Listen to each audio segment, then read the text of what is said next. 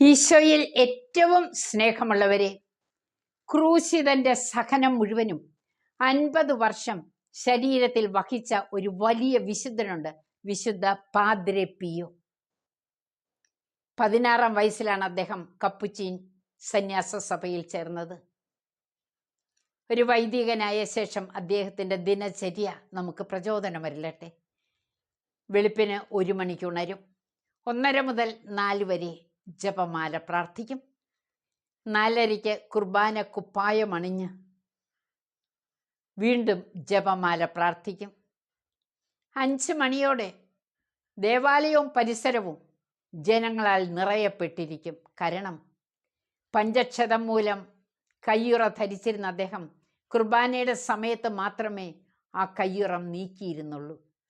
ആ മുറിവ് കാണാനും അനുഗ്രഹം മേടിക്കാനും അനേകായിരങ്ങൾ തടിച്ചുകൂടും. അധികാരികളിൽ നിന്ന് പലവിധത്തിലുള്ള വേദനകൾ സഹിക്കേണ്ടി വന്നെങ്കിലും വിശുദ്ധൻ സഹനത്തെ സ്നേഹിച്ചു. അദ്ദേഹത്തിൻ്റെ ജീവിതം പ്രാർത്ഥനയുടെ ജീവിതമായിരുന്നു. കുമ്പസാരക്കൂട്ടിൽ മണിക്കൂറുകൾ ചെലവഴിച്ചു. അനേകർക്ക് ആശ്വാസമരുളി. സ്നേഹമുള്ളവരെ, നമുക്ക് പാദ്രെ പിയോ തരുന്ന ഒരു സന്ദേശമുണ്ട്. ധാരാളം ജപമാല പ്രാർത്ഥിക്കുക, ദിവ്യബലിയിൽ സജീവമായി പങ്കുകൊള്ളുക, കുമ്പസാരിക്കുക, വിശുദ്ധ ജീവിതം നയിക്കുക. ദൈവത്തിൻ്റെ വലിയ കൃപാ കടാക്ഷം എല്ലാവരിലും സമൃദ്ധമായി ലഭിക്കട്ടെ എന്ന് പ്രാർത്ഥിക്കുന്നു, ആശംസിക്കുന്നു. നന്ദി.